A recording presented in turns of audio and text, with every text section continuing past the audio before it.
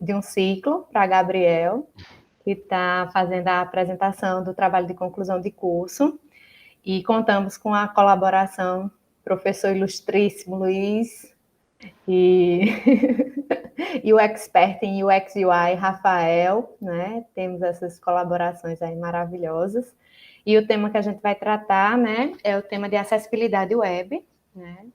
Um estudo de caso que foi conduzido por Gabriel, de acordo com as diretrizes e critérios da WCAG, da W3C, né? Então, Gabriel, você tem em torno de 20 minutos para apresentar o seu trabalho e, em seguida, a gente parte para as discussões e as contribuições dos examinadores. Tá joia? Perfeito. Primeiramente, bom dia, pessoal. Vou aqui fazendo parte do grupo de pesquisa do Autônomos. Estou até com a camisa aqui.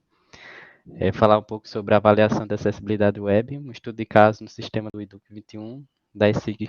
Aqui um sumário, um pouco do que eu vou falar. Introdução, contexto, as ferramentas avaliadoras, o estudo de caso, por fim as conclusões e as referências bibliográficas. Vamos lá na introdução. Inicialmente, hoje, muito tem sido feito, muitas leis têm sido criadas para tornar a vida da pessoa com deficiência mais inclusiva. Cerca de 1 bilhão de pessoas no mundo, segundo a OMS, um estudo feito em 2011, isso equivale a 15% da população mundial possui algum tipo de deficiência. No Brasil, 46 milhões de brasileiros possuem algum tipo de deficiência, de acordo com o censo realizado em 2010. Isso equivale a 24% da população brasileira. E, segundo o estudo do OMS, esse número só vem aumentando devido ao aumento da longevidade das pessoas, que acabam que vão surgindo algumas doenças crônicas que vão se enquadrando com algumas deficiências. Certo? A Organização das Nações Unidas fez uma convenção para unificar e ditar os direitos das pessoas com deficiência para o mundo todo, que garante a acessibilidade delas em vários meios, não só no físico, como também no acesso à informação digital. E no Brasil ele foi incluída por meio do Decreto Legislativo número 186 de 2008. Isso aí subsidiou para a criação de várias outras medidas, como por exemplo a Lei Brasileira da Inclusão, número 13146, artigo 63, que fala que a pessoa com deficiência tem o direito de acesso à informação e que os sistemas que forem feitos no Brasil, terem base no Brasil, poderem ter uma implementação de baixo custo da acessibilidade desses sistemas para que as pessoas com deficiência tenham acesso à informação. Isso com base em diretrizes internacionais. Agora, um pouco do contexto. Essas diretrizes internacionais da lei anterior, o que são elas? É justamente a WCAG. A WCAG, que foi publicada pela WAI, a Web Accessibility Initiative, e proposta pela World Wide Web Consortium, que é a W3C, que regulariza e padroniza assim os comportamentos na web, publicaram isso e essas diretrizes elas são seguidas de forma internacional. Elas têm acomodações para diversos tipos de deficiência, como a pessoa deficiente visual ou que tem uma baixa visão, a pessoa que tem surdez ou baixa audição, limitações físicas ou limitações de aprendizado cognitivas. Ela tem o objetivo de fazer com que o conteúdo seja acessível para o maior número de pessoas com deficiência. E isso acaba ocasionando um sistema mais usável para não só as pessoas com deficiência, mas para os usuários em geral. O sistema vai acabar tendo uma melhor usabilidade com essa maior acessibilidade, seguindo esses padrões.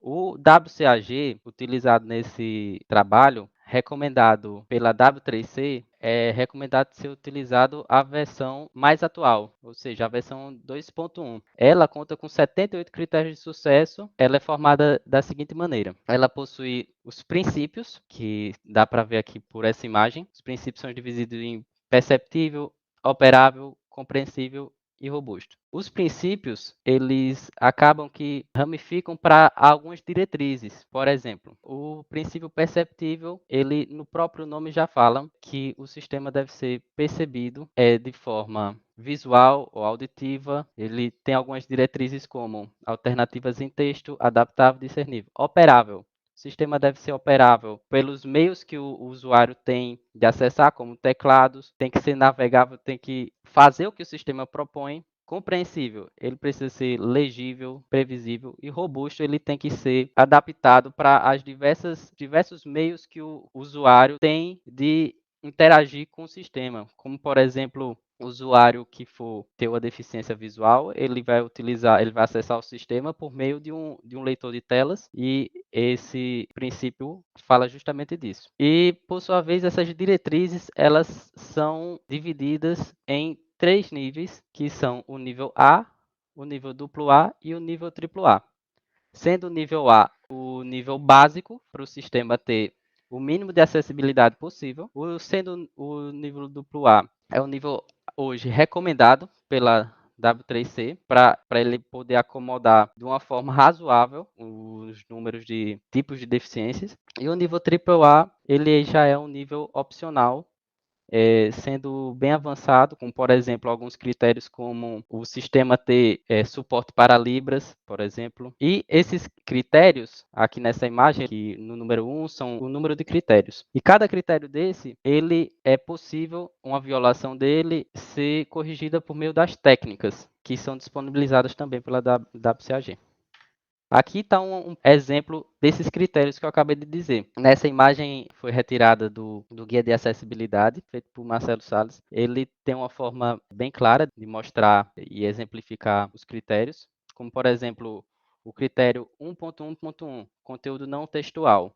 No canto superior esquerdo, a gente vê o código do critério, o título e o nível.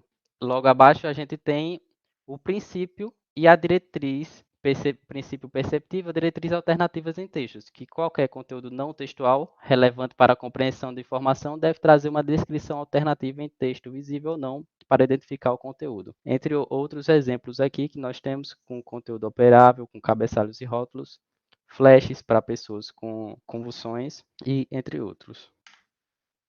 Falar um pouco agora de como nós podemos fazer a avaliação dessas diretrizes, desses critérios que eu acabei de falar. Nesse trabalho foi utilizado uma ferramenta avaliadora para auxiliar nessa avaliação desses critérios.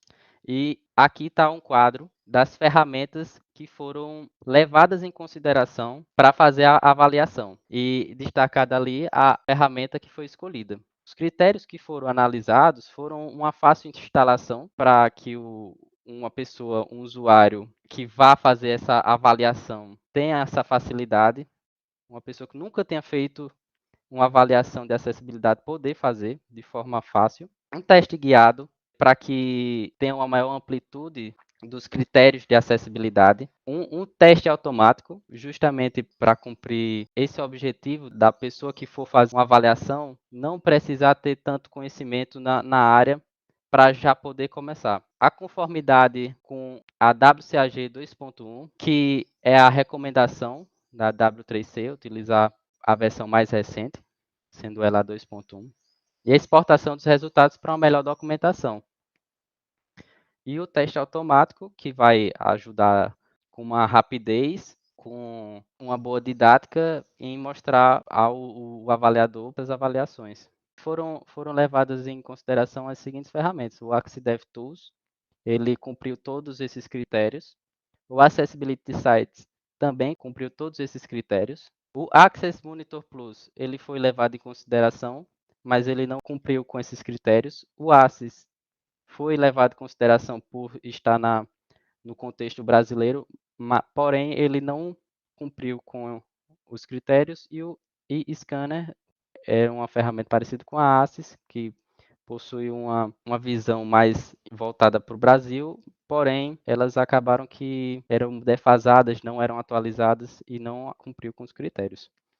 As duas foram levadas em consideração, tendo todos os critérios, mas o que levou a fazer com a Axis DevTools foi que ela possuía uma melhor didática e para o objetivo do trabalho de uma pessoa que não tenha conhecimento poder utilizar essas ferramentas para alcançar uma avaliação mais fácil, foi escolhido ela. Além de que essas duas ferramentas possuíam a mesma engine.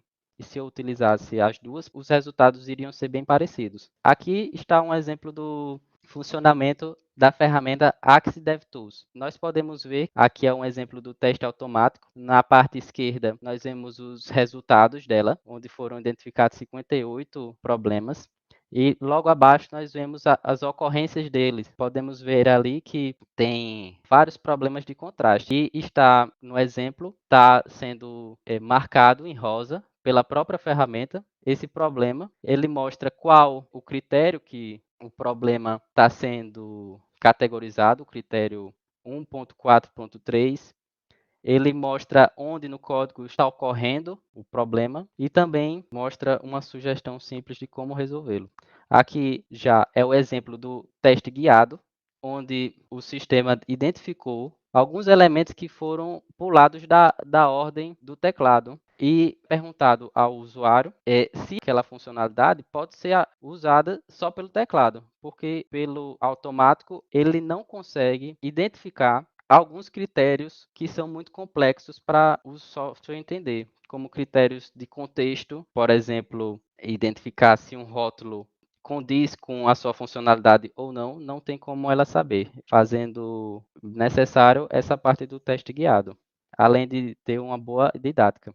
O estudo de caso foi seguindo as recomendações da WCAG 2.1 AA, com auxílio da ferramenta DevTools, que eu acabei de mostrar. Ela possui a inspeção automática e a manual guiada, como nos exemplos. O sistema do Eduque 21, feito pela SIG Software, ele possibilita monitoramento dos indicadores da escola com os dados da escola. Apoia o trabalho de gestores escolares, professores, servidores, estudantes e responsáveis, com frequências, boletins, marcar avaliações, entre outras funcionalidades que as escolas possuem. Aqui foram as páginas analisadas. Foram 7 páginas no total, sendo elas as páginas com maior importância no Eduque 21, sendo o Home, o Login, o Portal do Professor, o Portal do Estudante, o Portal da Gestão Escolar, o Portal do Responsável e o Menu de Módulos. Aqui nós vemos os resultados gerais, onde foram identificados 319 ocorrências de erros que violam a WCAG 2.1. E desses erros, nós identificamos 189 do princípio perceptível, como sendo o maior número de ocorrências, seguidos de 83 do operável. Na tabela à direita, nós vemos que no perceptível, na diretriz discernível, possuiu o maior número de erros. Já na operável, foi o acessível por teclado. Não era acessível por teclado, acabando que ocasionou 48 erros. Aqui, das 319 ocorrências, nós temos um gráfico que mostra os critérios violados. Foram 93 critérios do 1.4.3, equivalendo a 29,2% de todos os erros encontrados.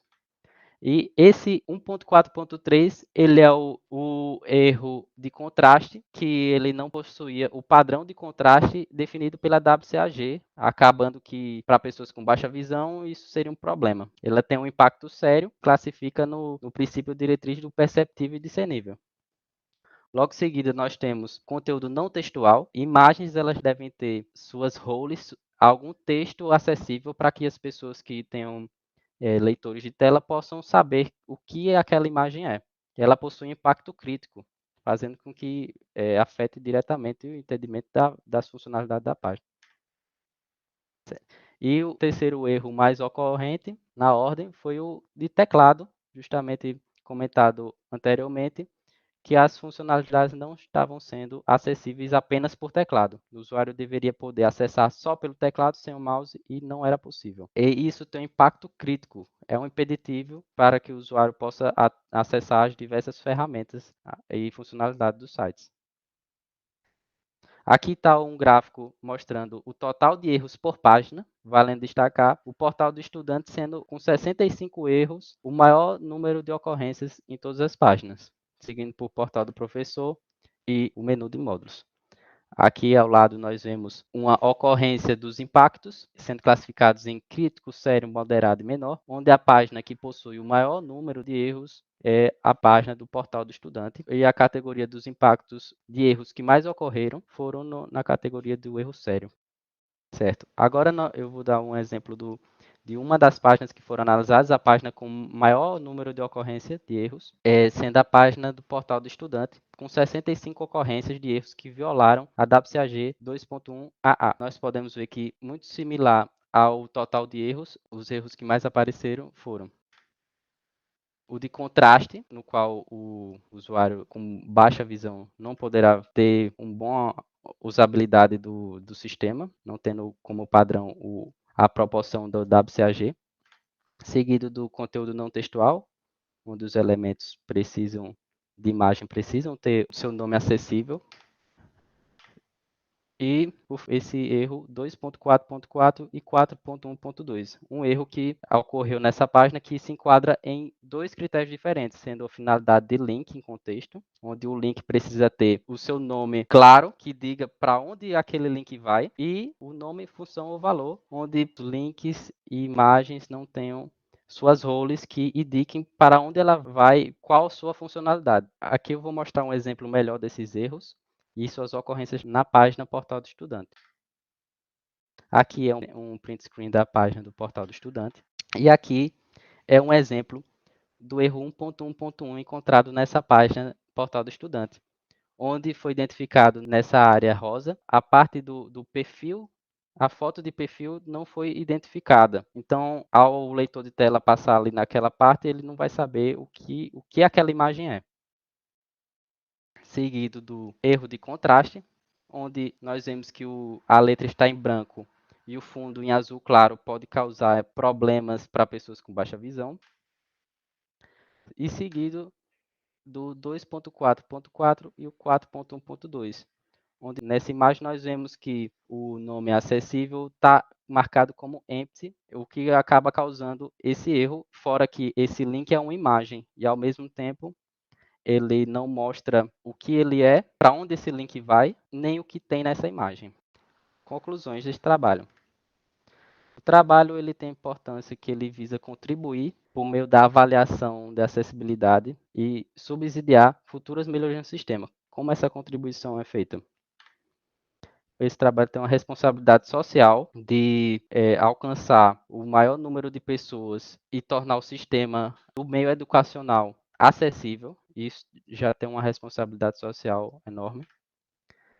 Por meio da avaliação da acessibilidade dos portais, a possibilidade de criar uma cultura de acessibilidade durante o desenvolvimento, pois durante o desenvolvimento muitos problemas e retrabalhos são evitados se comparado a transformar um sistema que não é acessível em acessível. Vai causar muito retrabalho em visitar todas as páginas, transformando todos eles em acessíveis. E essa é a importância de criar essa cultura durante o desenvolvimento e subsidiar futuras melhorias no sistema para que esse trabalho sirva de guia para os designers e desenvolvedores como ponto de partida de onde eles devem melhorar, de que caminho eles devem seguir para alcançar o mínimo de acessibilidade possível em seu sistema.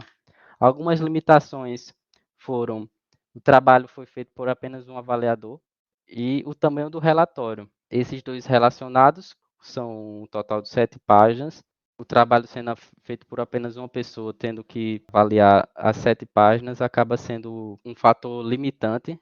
Poderia ter sido mais completo se tivesse mais avaliadores de uma forma mais detalhada.